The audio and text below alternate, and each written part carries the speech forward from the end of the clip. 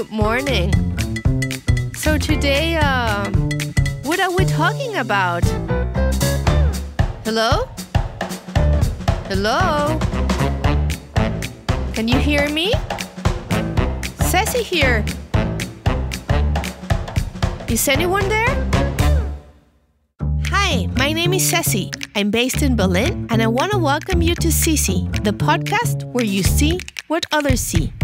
In this, our first season, we're talking about colors. Hi, Petra. Good morning. Hi, Ceci. I'm ready to introduce our wonderful guest today. Everything started with a joint trip to Hong Kong. A woman dressed in an extravagant coat and the question, wouldn't that look gorgeous in Jersey?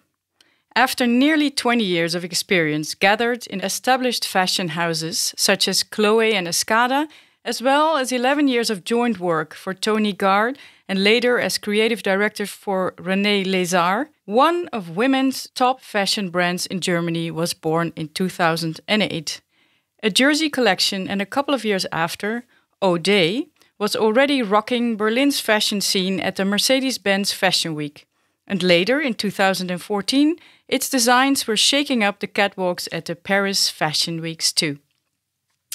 Otto Drögsler was born in Austria. He studied fashion design at the University of Applied Arts Vienna under masters Karl Lagerfeld and Jill Sander.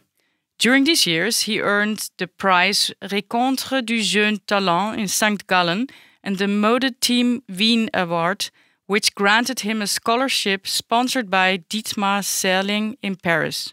For his part, after gaining experience as a highly trained men's tailor, Jörg Ehrlich, who was born in Germany in the idyllic town of Limburg an der Lahn in Bavaria, completed a degree in design at the Niederrhein University of Applied Sciences. As a natural consequence, Otto has taken over the artistic part of the brand, whereas Jörg masterminds the collection's conception, oversees the artisanal manufacturing work, and takes care of the brand's marketing. Known for its daring use of exciting colors and fearless patterns, the creativity of this power duo is not constrained to fashion. From 2017 to 2020, Otto and Jörg also worked as creative directors of Meissen, the first porcelain manufacturer founded more than 300 years ago in 1710 and perhaps the most famous worldwide. This power duo enjoys collaborating with other brands in the conception and creation of sunglasses, furniture, and other interior design objects. These joint projects extend further to the art scene with art galleries such as the Gisela Clement Gallery in Bonn and Martina Taube Fine Art Gallery in München, through co-curation of temporary shows and the display at their own two concept stores transformed into art spaces located in Munich and Berlin, and the later a must-see during Berlin's Gallery Weekend. ODEEH stands for a now rare atelier tradition, working out of respect for the craftsmanship and as an appeal for conscious consumption. Together with the best Italian weavers and silk printers, as well as highly skilled German artisans, the founders of ODEEH, Otto Drögsler and Jörg Ehrlich, strive for perfection, but leave the women who wear them to freely interpret their clothes. Welcome, Jörg Ehrlich. Thank you for having me here. Jörg, I want to say something about ODEEH. I love the way you designed and created to be freely combined each of its pieces that the wearer can possibly match and create a unique look, as elegant, fun, or diverse as they want it to be. ODEEH's style stands up clearly against homogeneity, and for all, against this tacky logo bragging commonly used as a marketing resource by so many other brands in the market. Where does this natural sense of freedom come from, and how have you been able to translate this into ODEEH's DNA? First of all, thank you very much for your resume. It reflects very much what we try to achieve when we do and when we design the collections. But coming back to your question, I think it's how are we doing it? It's first of all, I think it's also a matter of experience that we have. As you said at the beginning in the intro, we experienced over 20 years in the business in big structures. We worked for big companies like Escada, like René Lange, like Chlöe. Otto worked for Chlöe for 2 years under the helm when it was under the helm of Karl Lagerfeld.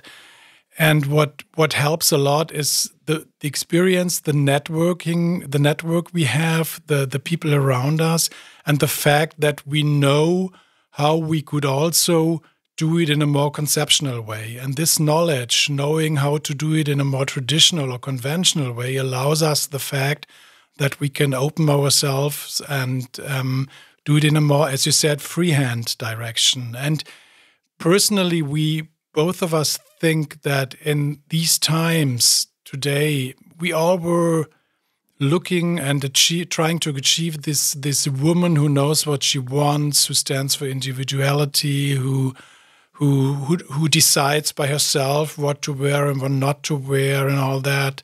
This kind of attitude we all want, either it's by men or in our case with women, and we think to tell people this is the key look and this is look number 27 and you should wear it exactly as it's shown there doesn't reflect the times we are in. So I guess that answers a bit your question. And we try to develop items, not looks. And in the moment when we do a fashion show, we compose looks out of these items. But every piece is designed by itself and has the potential to stand for itself.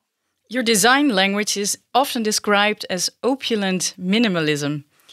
And that sounds kind of like a contradictio in terminus to me.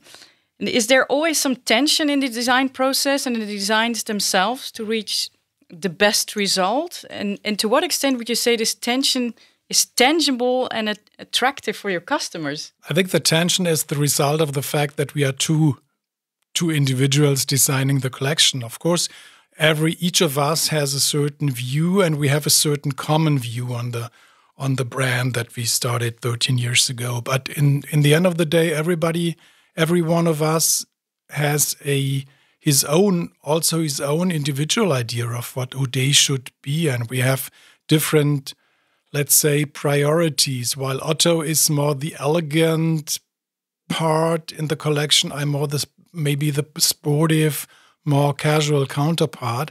And in combination of this, there is a certain kind of tension as you described it. And we think that is something that makes it unique and that maybe makes it uncomparable to and so special that we would say today it's a good result to have this tension and this energy.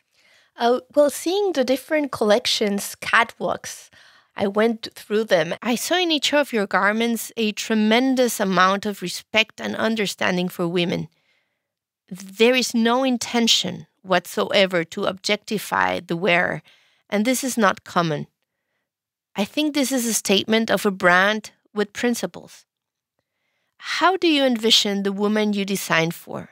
The woman that ODEEH dresses in colors? We are not having this typical kind of muses, let's say, where we would say, oh, she should walk on the red carpet with this dress or with this suit or whatever. That's not our idea, and it's not our idea to put a woman on a certain higher level, let's say. When we design, and especially when Otto is starting with the drawings and when we are in the fittings and when we are really developing the pieces, we think of a certain circle of women that is surrounding us. It's friends, it's people we know, it's people we like, it's women we would probably love to dress but are not able to reach them yet. It's a mix of all that, and we are trying to test for ourselves, would she wear it? Would she buy it? Would she like it? Would she love it? And if those answers are mainly a yes, then it for us has the potential. So it's not this dreaming into something. It's rather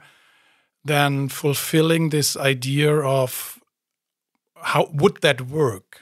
Yeah, and so besides having an incredible quality and a brilliant contrast between patterns and colors, there's a very distinctive feature present in your collections, which is your use of color. It could be a 1970 retro cut orange trouser an elegant yellow winter coat, or an oversized blue striped cotton shirt. Playfulness is always and unmistakably present.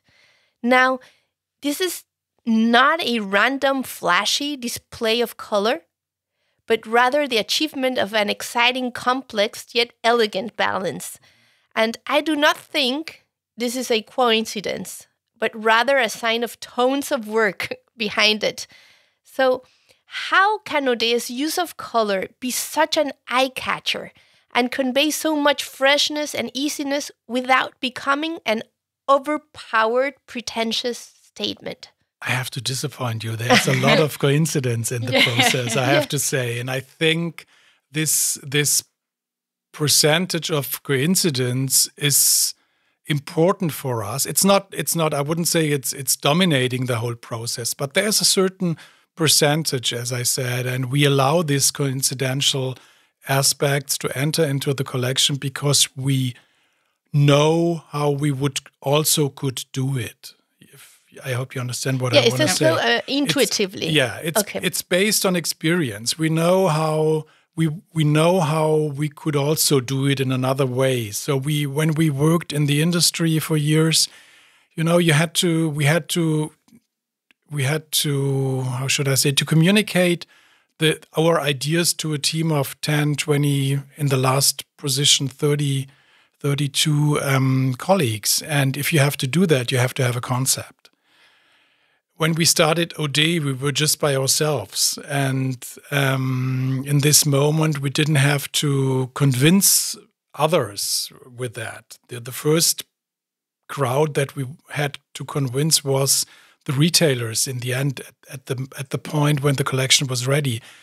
But in this process, to come back to your question, in this process of developing the collection, we are not limiting ourselves. If we love red, we do 10 tones of red. In an industry company, in a bigger company, you would probably do 3 tones of red, and that would be already a lot. And that's probably the difference. If we love something, we exaggerate it. We do more of it. And then there, in the moment when we put pieces together, when we create the look out of these items, we allow a lot the spontaneous energy and this idea of, we didn't see it like this at the beginning, but it's nice like that. And we allow this change, this moment of change. So is this authentic process of creativity? I would say yes. Right? I mean, that's the pure essence of creativity. Because when you fulfill a pinboard, when you fulfill a mood board, just to bring it to the end, then it's something, you can call it conceptual, you can call it bland, or you can call it very organized, as we Germans like to be. But in the end of the day, pure creativity comes in a process always, or at least at our personal feeling, when something is also unplanned and coincidental. As Ceci was saying, ODEEH's colors and prints are true eye-catchers and part of the label's identity, actually. Now, as the passing of time is a fact, and we have to deal with ongoing change of zeitgeist, how are you able to withstand this with your distinct choice of colors and patterns? Is there something as ODEEH's basics for which you choose certain silhouettes or specific, maybe seasonless colors or prints that could be perceived as timeless? Every collection is a new beginning, I have to say. And every collection, in the end, we would say that is the nicest collection we've ever done. That's something, that's a certain kind of naivety or naiveness that we really like to cultivate when we develop. I mean, we are in our late 50s, early 60s already, so we have done a lot. And if you are losing this kind of innocent energy, and if you're losing this ideal view on what you do, especially when you talk about a creative process, it's dangerous. I think you have to keep this innocent energy, and you have to keep this naive view that what you do in this moment is going to be the nicest thing. So to answer your question, there is no standard, I would say. Of course, there's a certain navy color that we always like, and there's I mean, there are tons of navy shades that you could use, and this is something we try to achieve is a certain navy standard or a certain ecru standard. But all the other colors are always very playful and always defined and confused, composed in a new dimension, especially when it comes to the prints, as you mentioned. We want to share with you what two former guests of us, both artists, told us about the first encounter they recall with color. In both cases, it was red, which first gave them this awareness. We will now hear Israeli figurative painter Amnon R's experience, which he objectively says red, and then we will hear Mexican abstract painter Cecilia Rivera's experience, of which we can infer that it is red. I can tell you a little tiny anecdote from my childhood. I remember that running around this garden, and they had these extremely red colors and these flowers that were extremely red. I don't remember the name of them, but they eventually appear in one of my paintings. And I remember this intense feeling of how this red in the sun is just beyond words. And I was not fascinated, but flabbergasted by it. Well, I was a little girl in Cuernavaca in the middle of those beautiful gardens. My parents also have a very nice garden. I was running, and then suddenly I tripped, and there was this tremendous shock to me because I smelled for the first time blood, and at the same time I was smelling also the freshness of the grass that was recently wet by the rain from last night. So that was a sublime moment. It made me conscious about my own life, about my own presence in the world. I want to ask you, when you were growing up, what was your first encounter with color? Perhaps someone wearing a certain garment at the street or in nature during a summer or a winter. Do you recall having an experience like this at all? Oh, I would have to think about that. Probably if you would ask Otto, who is not here in the moment, he would totally say the garden. He's the biggest gardener I know. We have a large rose garden. So I was remembering his.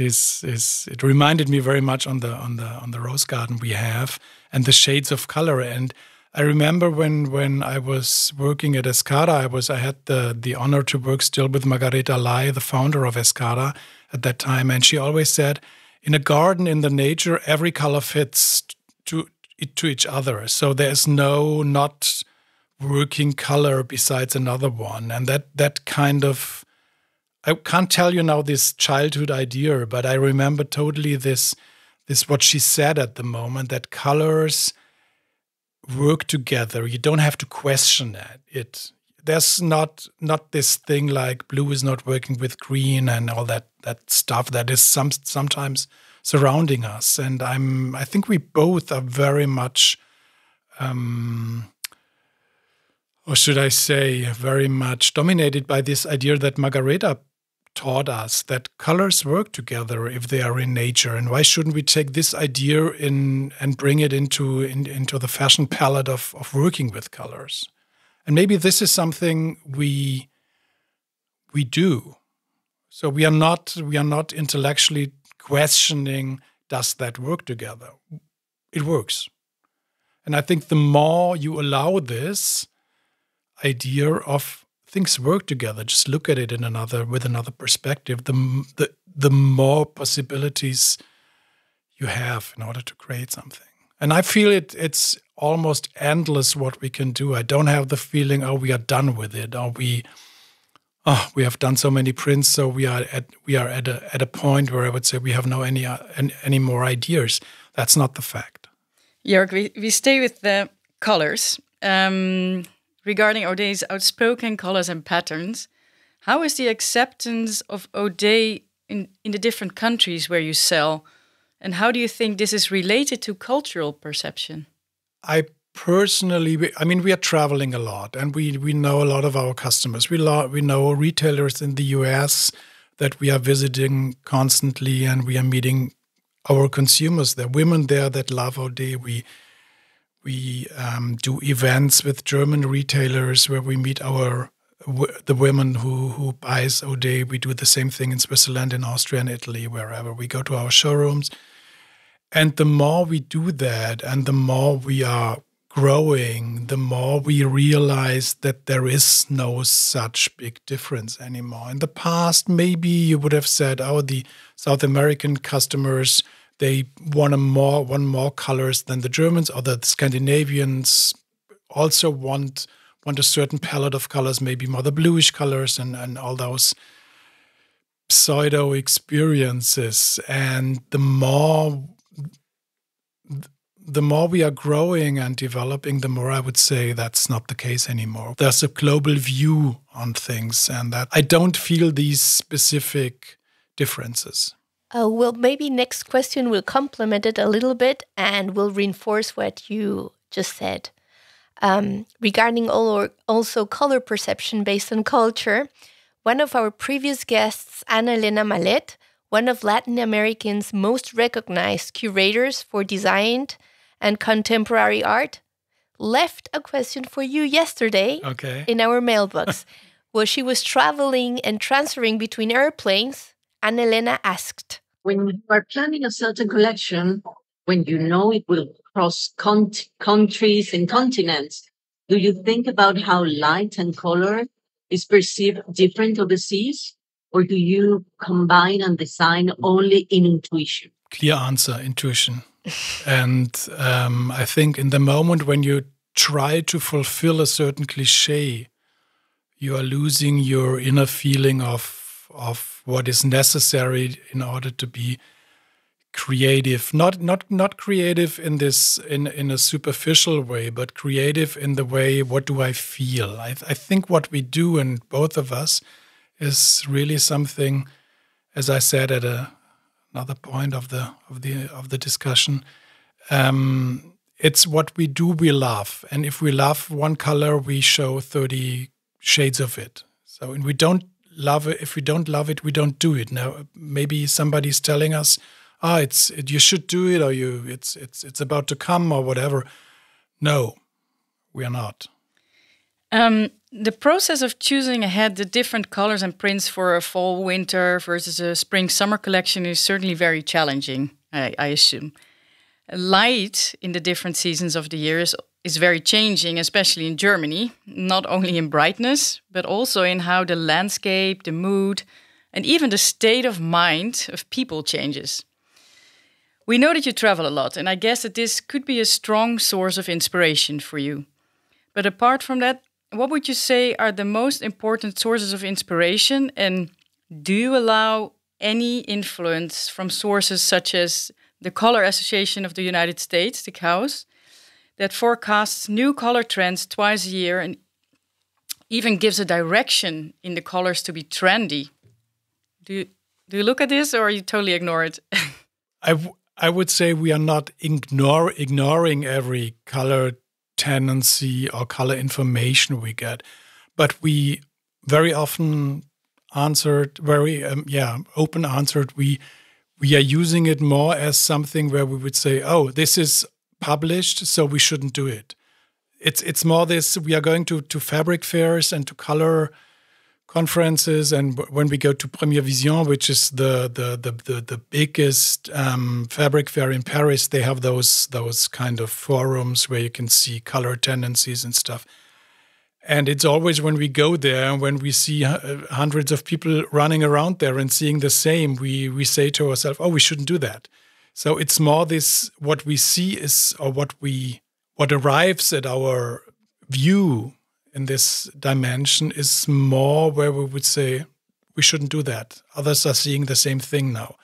And in the end of the day, we are not looking at too much that has too much intention in this direction. So to say, if somebody sends us a trend book or a color forecast or whatever, it's more for us this thing.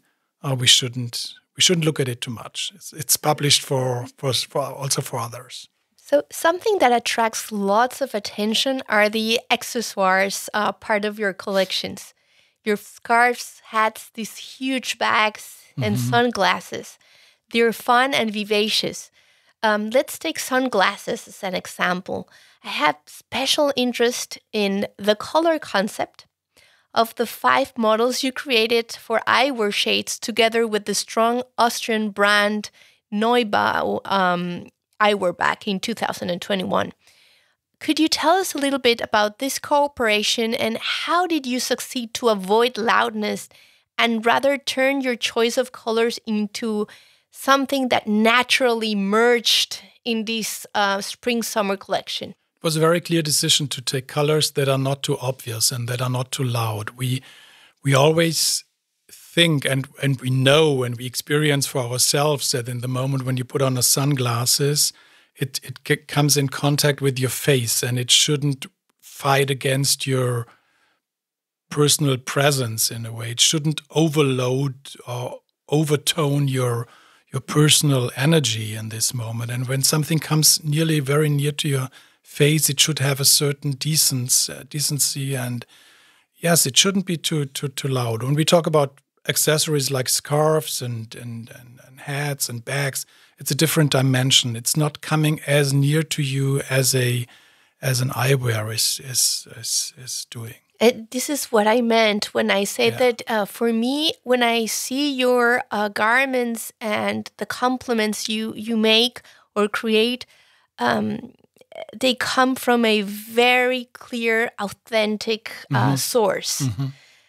Whereas when I see a lot of the brands today is just turning people in phony subjects, making exactly with the sunglasses being so loud. I think you always have to create a dialogue between the piece you want to sell in order that somebody should wear it and the person itself. So it's important that this dialogue is in a certain way, I don't have another word now, but that this dialogue is in a way human and not destroying or not over coloring your own identity. And if something gets too loud, especially in your face, and it's interesting that you mentioned it and that you realized it. It was our main intention to use colors for the Neubau eyewear collection that are really decent and have a classic approach. Let's talk a little bit about Meissen porcelain now. It sounds like a major honor to creatively direct the oldest porcelain manufacturer in Europe and one of the most famous porcelain brands worldwide. There must be a great connection between ODEEH and Meissen in your approach to the design as well as the manufacturing process, as you both thrive on craftsmanship. What was the main drive when being Meissen's creative directors just recently, and how were you able to position your vision regarding product design in such a historically settled brand and solid organization like Meissen?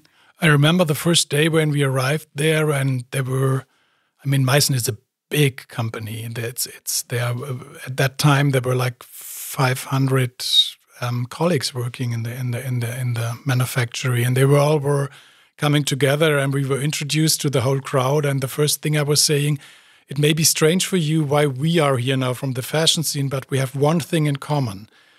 Nobody needs Meissen and nobody needs ODEEH. Nobody needs a new plate, a new cup, a new whatever on that price level, and nobody needs a new dress, because every woman who is able to buy a dress on our price range already has something at home.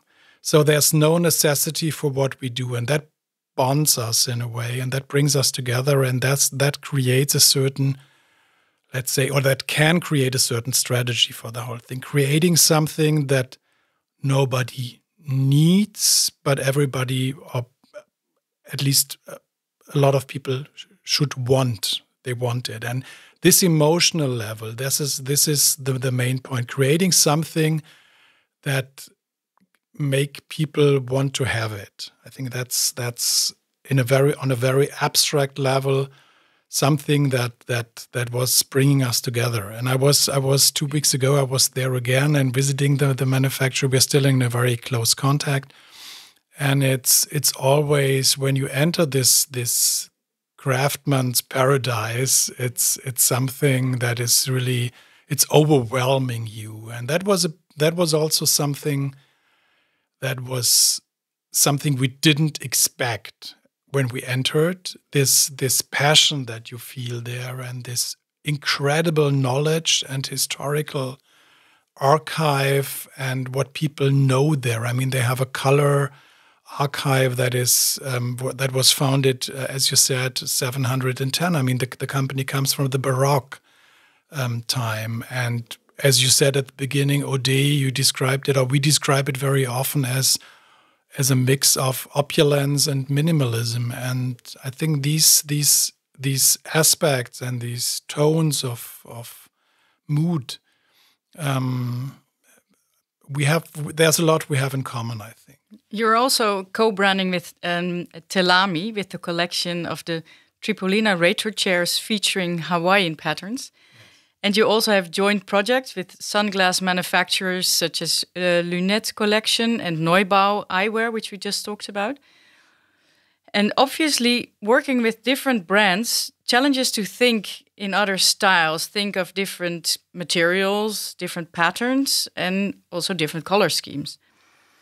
What do you take as a starting point to be able to succeed in these collaborations? And what is it you look for in a collaboration partner? Is it a kind of marriage also where there is admiration as well as sharp discussions to get the best out of each other's qualities and traits?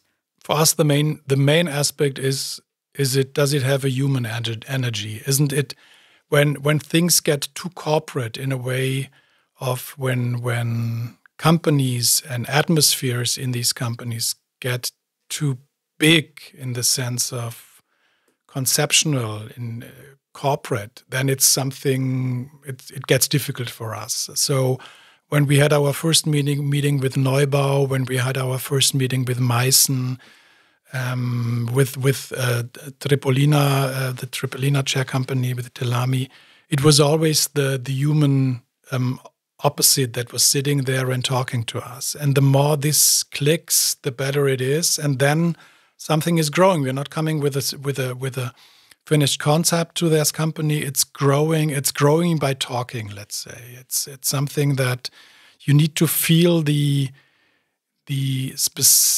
specific opposite, the specific energy of this partner in order to create something. You can't do it apart from, or we can't do it apart from this, from feeling this. Can you let us know as well how you professionally and personally developed during these collaborations? Did you achieve something notable? It's in every collaboration there's something specific that we, I think, achieved. I mean, when we look at Meissen, we were talking a lot about the specific roots that Meissen is coming from. Meissen, as I said, was founded 1710. It was founded in the Baroque epoch. It was in Dresden. They invented the white gold, the so-called white gold, the porcelain. And you can't do Bauhaus in Meissen. You know, you have to do something that is connected to this origin and to that root and to the reason why it was founded at that time. On the other hand, you have to bring it into a modern dimension, and this is always the challenge. On the one hand, this respectful dialogue with the roots, with the past, and the same moment, this necessity of bringing it in 2022, let's say. And when I look at Meissen, we created something similar to the idea of ODEEH. We created a porcelain series, a tableware collection that is very individual, where you can wear the dinner plate is different than the placement plate, has a different design than the coffee plate, than the cups. Every item has a certain design and pattern, and they all fit together, and it's a visualized collage of porcelain, I would say. And this is probably the parallel to ODEEH, and this is something that's our That's our message. Buy a nice cup, have fun with it. Do something that is entertaining you rather than buy 12 pieces, buy a tableware for 12 pieces, where every piece looks the same. Jörg, you have also been part of joint projects with art galleries. Yes. And I have to say that good results as part of a talented, harmonious teamwork, not only with other companies, but between you and Otto, it's not an everyday story. And now I believe and agree what you said about this human element. That's essential. But there's also another one, in my opinion, for success, which is that it allows to choose a good partner, and that is self-knowledge. Mm-hmm. So this gives a realistic view in treasuring our partner's qualities and recognizing any shortcomings in both sides. And I think the most important partnership of all partnerships we have been hearing of is your own. You with Otto. Right. You have done a fantastic work together. And I know it's probably going to sound a little bit a cliche question, but I nevertheless would like to ask you, what can you say are the essential ingredients to this successful, dynamic, and soul-caring duo of yours? I think the main thing is not to hide something. At the beginning, I remember when our first project was working together for René Lezard, and at the beginning, we tried to hide the fact that we had a different view in certain aspects, and we tried to discuss that behind closed doors. There was a certain point when we realized everybody is realizing it anyhow, that we are discussing something that is probably not in the nicest way, or that there is a discussion between Otto and myself. And at a certain point, we said, let's do that in a transparent way. Let everybody be able to participate in this struggle and in this idea of finding the best solution for this problem or aspect or whatever. Let's be able to participate. That everybody participates in this idea of creating the nicest coat, the nicest pants, or whatever, and we realized that this dialogue that we have and this struggle often and the sometimes tough discussions are essential in order to come to that point where we both have the feeling now the best solution has won. And this is something at the beginning as I said,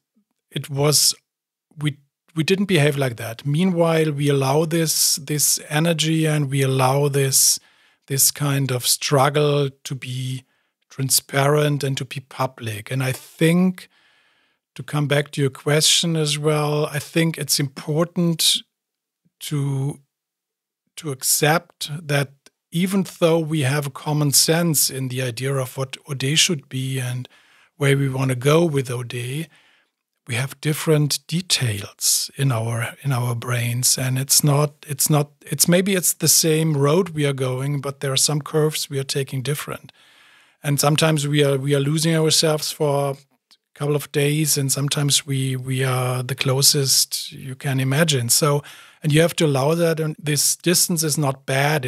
I think when I reflect our way of working together, it's helpful to find together again. It gives you perspective. Yes. And it makes ODEEH to what it is, to something that is sometimes it's not recognizable on the first view. You need to think a little bit about it. And that's what we like also when we look at other collections. We don't like collections where look 1 is already showing you the idea of look 48. It's like a good book. Like when you read a book and you know everything on the first 20 pages, it gets boring. So you have to be able to make curves and to also allow contradictions sometimes. And that's something I like about the brand. You were mentioning books. Yeah. And when you're reading a book, it's not the same to read a book at a certain age, as later, a couple of years after. It's and true.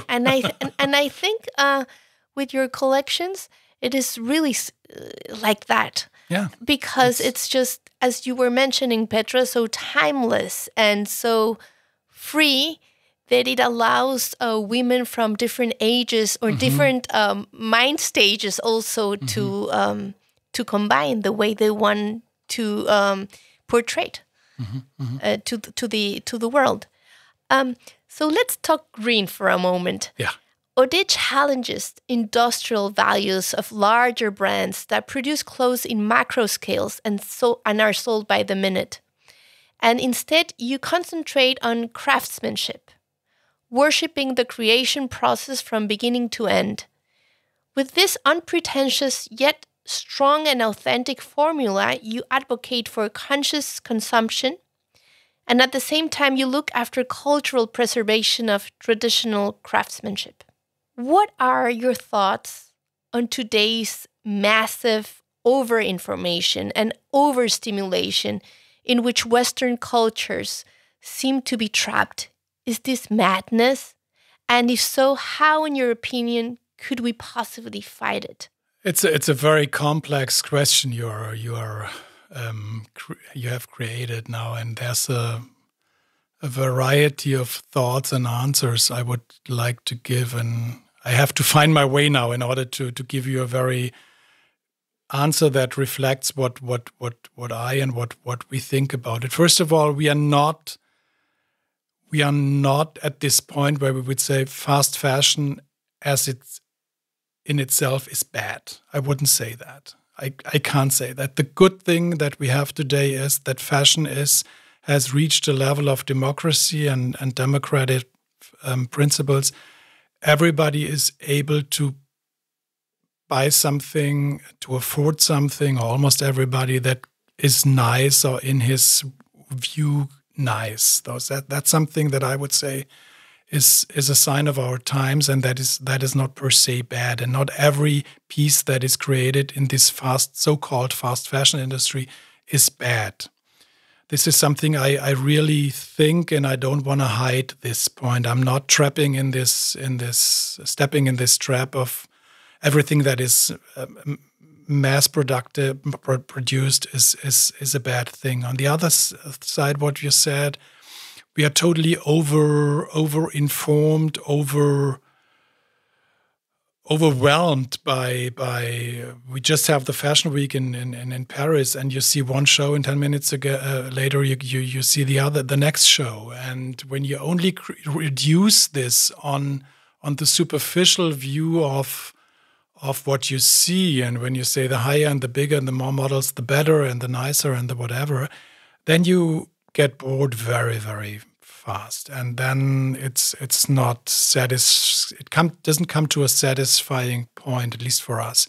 In the moment when we have the feeling there is something very personal, and that there is a depth of content where we can feel it, everybody feels it in a different way, then it gets interesting, and then it's not competing with the higher, the bigger, the better, the whatever, the more people.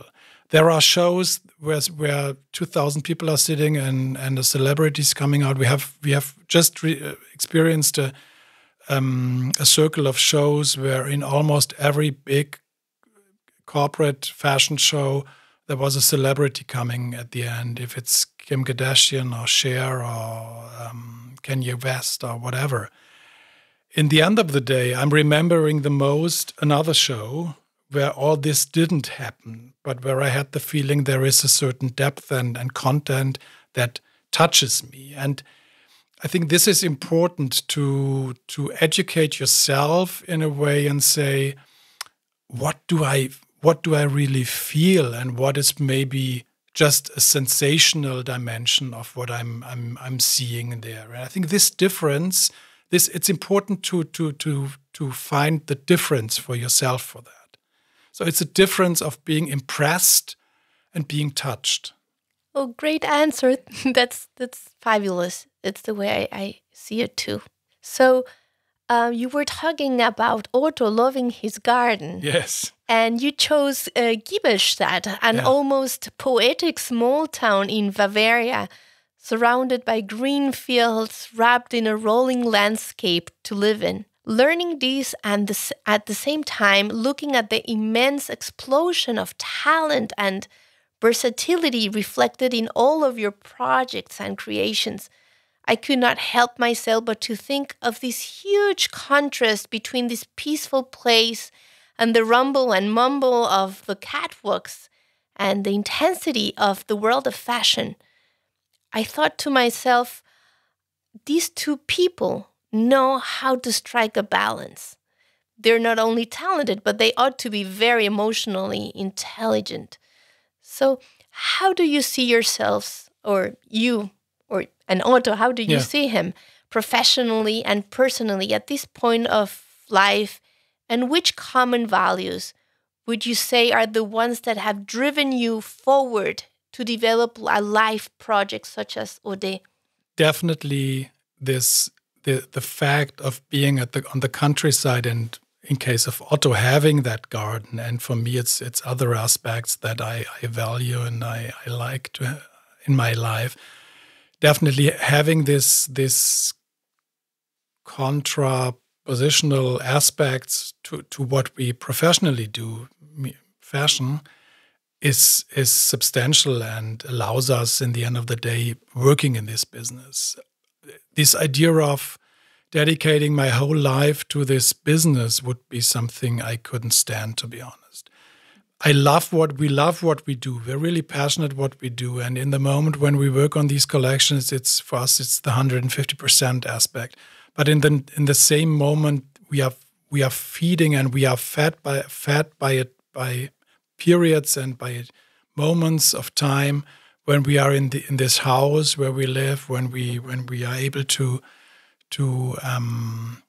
value the silence that we have there. And we are living there now.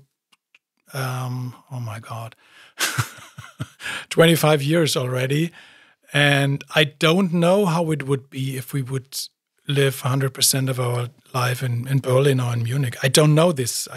It's something I don't know. I just know what we have, and looking back, I would say having this composition of the countryside life and the urban experience that we can have whenever we want. We are traveling 50% of our time during the year. Having this composition of opposites and having this possibilities of enjoying both allows us in the end to achieve this quality that we hopefully achieve. Is possibly also this perspective, right? Gives you perspective, what we were talking about. Yeah, definitely. And also, I mean, by growing older, maybe 30 years ago, I wouldn't have given you this answer, but I know the more we are growing and the more important this composition and this dialogue of countryside versus urban atmospheres is essential for us. I think it's great that you have been talking about this two-way path all along the interview to give perspective and to stay true to what you believe and what you also see in the other one out of respect. Yeah. I think that's something I sense between you and Otto and the countryside, the city. I think the one of the main aspects in our life that probably bonds us also is the principle of ambivalence, of things are not always black or always white or right or wrong, and I think there's always, when you decide for something, there's always another side that could be also possible. And I think it's important to keep that in your view, the ambivalence and this. It's not only this one-way ticket you should. Well, other people call it humbleness. Maybe. But I think it also strongly feeds your creativity. Definitely. To step out of it again and to connect with nature. Definitely. With your own nature. Totally, yeah. It's and nature, the let's say the nature helps you in order to come back to yourself sometimes. Okay, less serious stuff. We have a little dynamic. That was already serious. We would like to play with you. It's divided in two parts. For the first part, we have a list of colors. Yeah, we will read. And Petra is going to read it. I'm going to hand it to her. And I call out a color, and you let me know the first thing that comes to your mind. Not being an object, rather being an abstract concept or a feeling or an experience or a mood or whatsoever. Maybe close your eyes and take your time. You can see it. Are you ready? Yes. Purple. Awake. Gold. Rich. Meissen. Porcelain. Magenta. Don't like. White. Love it. Yellow. Birds. And black. Black is not a color. Yeah, sorry. That was an excuse for not finding another. Green. Green. Grass. Nature. Yeah. Giebelstadt. Okay. Green is Giebelstadt. So I'm going to read a list of concepts and ask you, and I'm going to ask also Petra, to please give each concept a color. So please close your eyes and take your time. Ready? Love. Red. Very traditional. Red. Misjudgment. Brown. Black. It's not a color, but... Fear. Lilac. Blue. Sadness. I don't connect sadness with a color. No color. I find it also difficult, but white. Resilience. It's tough. Resilience. Green. Yeah, I have the same green. Yeah. Courage. Courage. Pink. Purple. Happiness. Yellow. Orange. Foolishness. Everything together. Confetti. Green. So to finish our interview, I have a last question, Jörg. Actually, it's 2 questions. Okay. The first one is, if you could describe Otto's presence, which color or colors would you say could best describe him and why? Otto is for me very much connected with how he dresses, and he's dressing very much in navy blue, in white, in gray. So it's a neutral color palette. I would never see Otto in a so-called strong color. What we mean traditionally with a strong color. Yeah. So, okay, I think the second question would then come very good. So if you could give away one color of the spectrum as a present for Otto, which color would that be? If I would give him a color? Yeah, if you can give him as a gift, that you can hand him from all the what would you give him? Pink. You would give him pink. Yes, definitely. So great. Thank you very much, Jörg, for dressing us women in color. And thank you for your precious time. You're and so a welcome. Wonderful, insightful, fun interview. Thank you very much for having me here. Thank you, Jörg. Thank you, Ceci. Please be sure to check this chapter's description to find information about ODEEH's collection and upcoming shows and projects. Thank you, Petra, and thanks to our listeners, wherever you are, for having allowed us to share time with you. We will see you next time. Bye-bye.